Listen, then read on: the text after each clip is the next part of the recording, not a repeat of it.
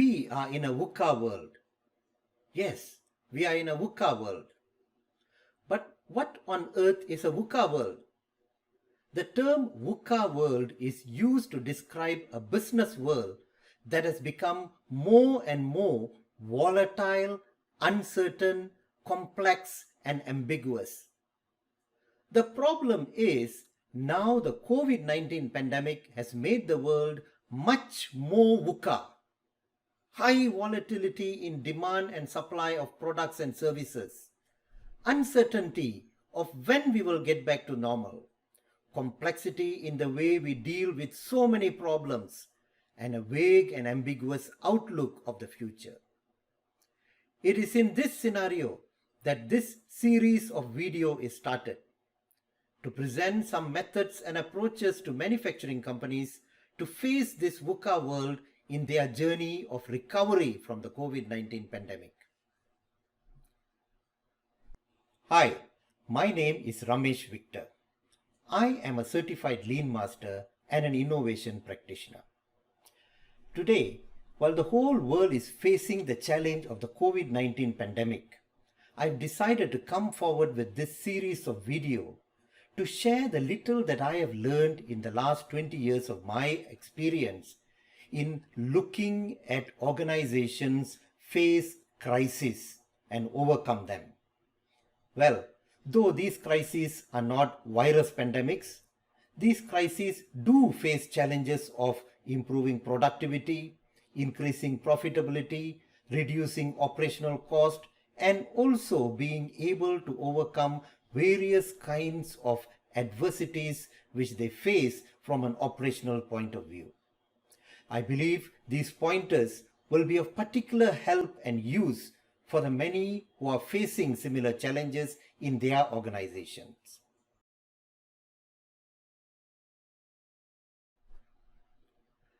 I just mentioned earlier what a VUCA world is. Now, successful business and operational leaders have come out with various methods to face a VUCA world. However, I want to point out three key elements which always had been valuable in facing a volatile, uncertain, complex, and ambiguous business scenario and operations management.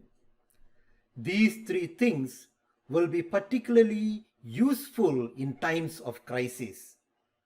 I've seen it work so many times in manufacturing organizations. These three critical elements are achieving speed, flexibility, and predictability.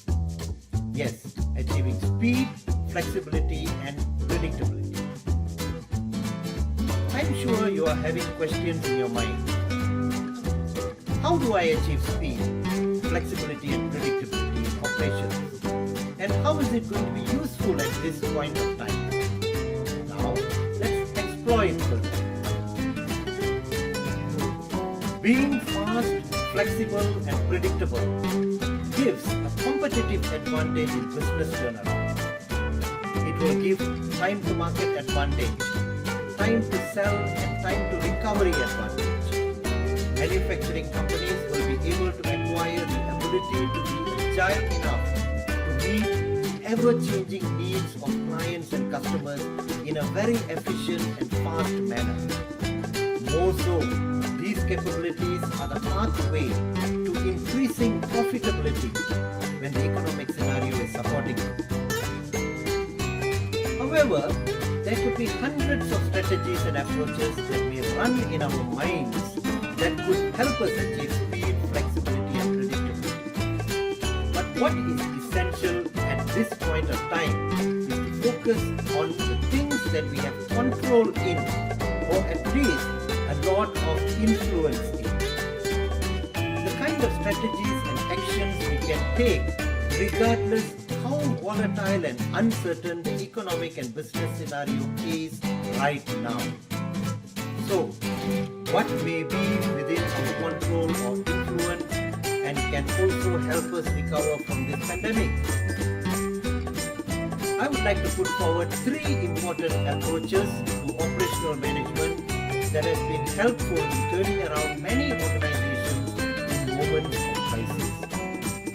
Firstly, let's look at lean. I was with a mid-sized manufacturing company some years back. They were in a crisis situation. Operational costs were so high that profits were almost non-existent. Shipment to customers was very erratic. Applying lean, we were able to reduce the company's operational cost by almost 25% within about 5 months. How was it possible? Using lean methods, we were able to reduce spending on excess inventory by almost 55%. Another company, a large one, had a global lead time of more than 150 days. This was a crisis for them because of the competitive nature of the industry they were in. Applying lean across the supply chain, we were able to bring it down to less than 50 days, which gave them a great time to market advantage. That's the power of lean.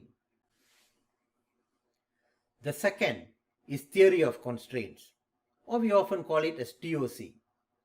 This is a very essential method of managing decisions and resources which will ensure that all our activities and resources are generating throughput rather than just producing work. One company I had been was producing 3 types of products which was going through their bottleneck resource. Unfortunately, they didn't realize that the product which was most being processed by their bottleneck resource was not the most throughput generating or the profit generating product. Just by applying TOC principles and TOC formulas, we were able to identify the best profit generating combination of products that can run through their bottleneck. That in fact gave them almost about 20% increase in their profits within months. TOC can help make money faster. The third is design thinking. Why this, you may be wondering?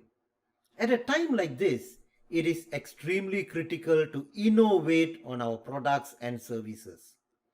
We also need to innovate in our processes. Design thinking is a customer-centric innovation approach that helps build user experiences which becomes real business opportunities. Apple used design thinking to transform their organization years back. Design thinking can identify breakthrough revenue generating products or even breakthrough methods of managing your processes. This could lead to tremendous cost savings. We need to start somewhere. Let's start with something within our control and reveal possible actions for cost saving and profitability immediately. Calculate the velocity ratio of your operations. The velocity ratio of your operations. Why the velocity ratio? Maybe your operations is not fast enough. It could be too slow to face the challenges of the VUCA world. Maybe you are bleeding money in your operations because the cost of operations is too high. Or you could also be having too much of inventory in your systems. All this and many more things will be exposed when we calculate the velocity ratio. We will then be able to quantify how much and to what extent we are supposed to improve in our operations so that we become fast, more flexible, and more predictable.